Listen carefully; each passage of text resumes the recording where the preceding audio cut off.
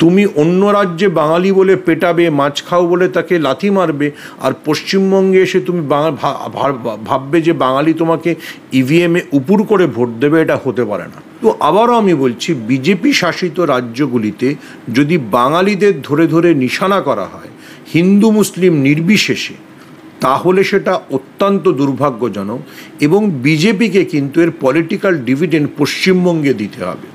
বাঙালিকে যদি এই কারণে নিশানা করা হয় যে বাঙালি মাছ খায়, বাঙালির খাদ্যাভ্যাস অন্য ধরনের, বাঙালির পোশাক অন্য ধরনের, তাহলে আবারও আমি বলছি সেটা অত্যন্ত অত্যন্ত দুর্ভাগ্যজনক।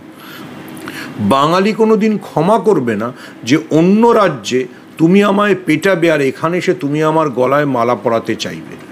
আমিও তোমায় মালা পরাবো না, আর আমিও মনে রাখবো যে তুমি আমার সঙ্গে কি ট্রিট করেছো। আবারও বলছি, গুজরাট, রাজস্থান, ওড়িশার মতো, ওড়িশা সবচেয়ে দুর্ভাগ্যজনক কারণ আমাদের প্রতিবেশী রাজ্য এবং সেখানে সদ্য বিজেপি ক্ষমতায় এসছে।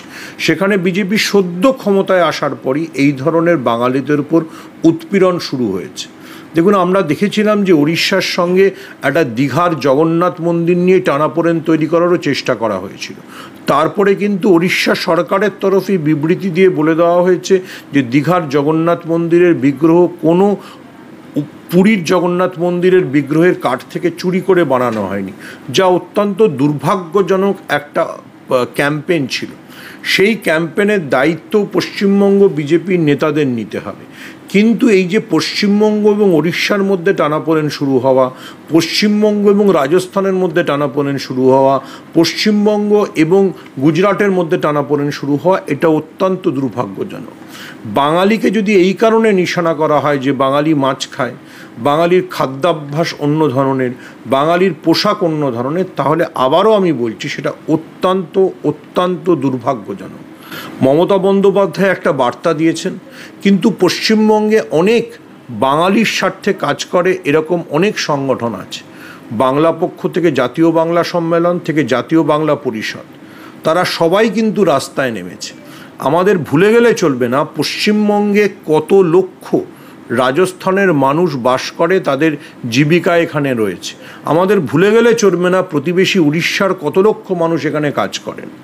কই বাঙালি তো কই প্রতিবেশী উড়িষ্যার মানুষদের আক্রমণ করছে না, রাজস্থানের মানুষদের হুমকি দিচ্ছে না, তাহলে বাঙালির উপর এই অত্যাচার কেন?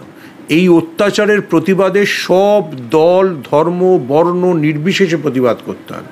এবং আবারও আমি বলছি, বিজেপি শাসিত রাজ্যে যদি এটা হয়, ওড়িশা বিজেপির শাসনে এসছে, রাজস্থান বিজেপির ক্ষমতায় আছে, গুজরাটে তো বিজেপি গত 60 শতক ধরে ক্ষমতায়, তাহলে কিন্তু বিজেপির নেতাদের পশ্চিমবঙ্গে এটা ডিভিডেন্ড দিতে হবে। গুজরাট, রাজস্থান বা উড়িষ্যায় যা হচ্ছে সেটা নিন্দাজনক, কারণ সেখানে বাংলাদেশি বলে বাঙালিদেরকে বিতাড়ন করা হচ্ছে। আমরা ওড়িশায় স্পষ্ট ভিডিওতে দেখেছি যে লোকটি বাংলায় কথা বলছে বলে তাকে স্থানীয় বিজেপির নেতা মারধর করছেন, তাকে চলে যেতে বলছেন।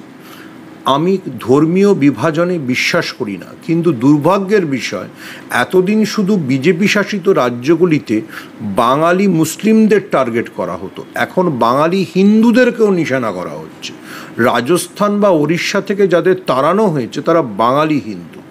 এই প্রবণতা সাংঘাতিক, ভারতবর্ষের যুক্তরাষ্ট্রীয় কাঠামোয় আঘাত করে।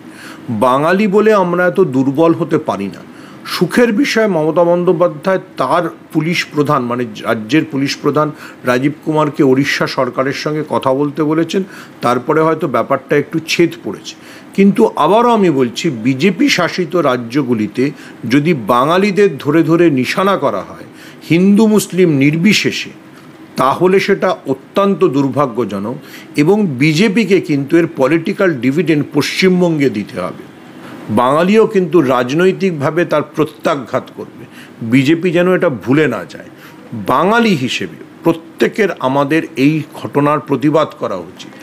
দেখুন, কেউ বাংলাদেশি হলে তাকে অবশ্যই বার করে দেওয়া হোক, কিন্তু যার পশ্চিমবঙ্গের আধার কার্ড আছে, পশ্চিমবঙ্গের বাসিন্দা, তাকে যদি এ ধরনের নিপীড়নের শিকার হতে হয় তাহলে সেটা অত্যন্ত দুর্ভাগ্যজনক ঘটনা। এর প্রতিবাদ দল ও মত নির্বিশেষে বাঙালিকে করতে হবে। 10 বছর, 15 বছর, 20 বছর ধরে গুজরাটের যে অঞ্চলে বাঙালিরা বসবাস করেছিলেন সেই অঞ্চল কার্যত একদম ফাঁকা করে দেওয়া হলো এবং ঘর বাড়ি যা ছিল হঠাৎ করেই তারা দাবি করছেন স্থানীয়রা যে তাদের হঠাৎ করে এসে ঘর বাড়ি ভেঙে দেওয়া হয়েছে, এবার তারা কোথায় যাবেন? খুব দুর্ভাগ্যজনক সিদ্ধান্ত। উড়িষ্যার ক্ষেত্রে তো পশ্চিমবঙ্গ সরকারের ডিজিপি রাজীব কুমার কথা বলছেন। গুজরাট বা রাজস্থানের ক্ষেত্রেও আমাদের সম্মিলিতভাবে প্রতিবাদ জানানো উচিত। বাঙালি হিসেবে আমাদের যে গর্ব, বাঙালি হিসেবে আমাদের যে সম্মান, তা যদি কেউ মানে খাটো করার চেষ্টা করে, আমাদের তার প্রতিবাদ করতেই হবে। গুজরাটে যা হয়েছে, এখানে রিপিট, গুজরাটে যা হয়েছে, রাজস্থানে যা হয়েছে, তা অত্যন্ত দুর্ভাগ্যজনক। তা ভারতবর্ষের যুক্তরাষ্ট্রীয় কাঠামোর সঙ্গে মানানসই না। ভারতবর্ষে যে কেউ যেখানে খুশি গিয়ে কাজ করতে পারেন, এবং লোকে কাজ করতে যায় রোজগারের জন্য, লোকে কোনো কাজ করতে যায় অন্য কোনো তাগিদে নয়।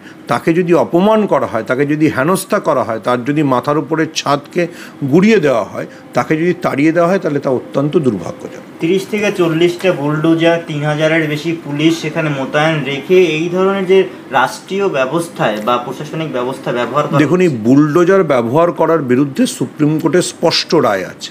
সুপ্রিম কোর্ট উত্তরপ্রদেশে যোগী সরকার যখন বুলডোজার দিয়ে লোকেদের বাড়িঘর ভাঙছিল, আমরা স্পষ্ট রায় দিয়েছে।